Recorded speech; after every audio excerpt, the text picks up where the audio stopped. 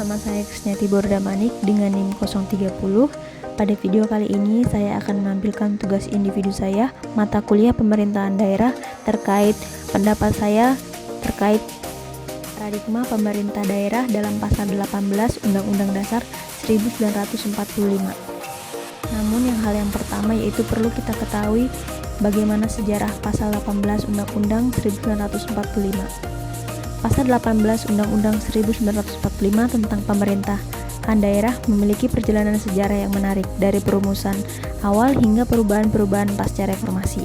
Pasal ini telah menjadi landasan bagi desentralisasi dan otonomi daerah di Indonesia.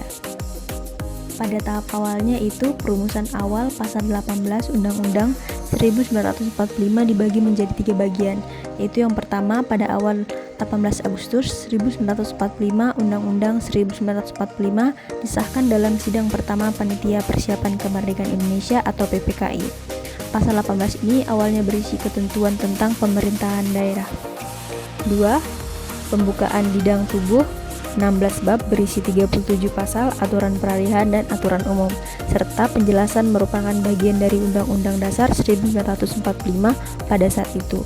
Kemudian setelah pengakuan kedaulatan oleh Belanda pada 27 Desember 1949, Undang-Undang 1945 berhenti berlaku sementara dan Republik Indonesia Serikat atau RIS menerapkan Konstitusi RIS sebagai Undang-Undang Dasar Negara. Kemudian masuk pada perubahan pasca reformasi, yaitu selama era reformasi terjadi 4 kali amandemen Undang-Undang 1945 melalui sidang-sidang Majelis Permusyawaratan Rakyat atau MPR pada tahun 1999, yaitu amandemen pertama, tahun 2000 yaitu amandemen kedua, tahun 2001 yaitu amandemen ketiga, dan tahun 2002 yaitu amandemen keempat. Amandemen ini mengubah isi Undang-Undang Dasar 1945 termasuk pasal 18 yang mengatur tentang pemerintahan daerah.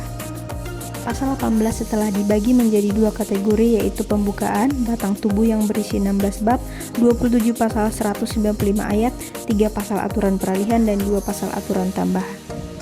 Kemudian pasca amandemen, pasal 18 Undang-Undang 1945 saat ini terbagi dari 7 ayat.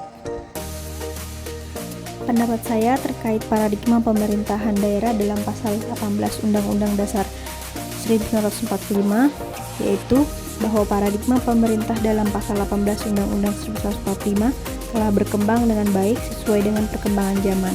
Penerapan otonomi daerah telah memberikan banyak manfaat bagi masyarakat, seperti meningkatkan pelayanan publik, mendorong pembangunan daerah, memperkuat demokrasi di tingkat lokal. Namun, masih terdapat beberapa tantangan dalam pelaksanaan otonomi daerah, seperti kesenjangan fisik antar daerah, lemahnya kapasitas pemerintahan daerah, tingginya tingkat korupsi. Pemerintah perlu terus melakukan upaya untuk mengatasi tantangan tersebut agar otonomi daerah dapat berjalan dengan lebih efektif dan efisien.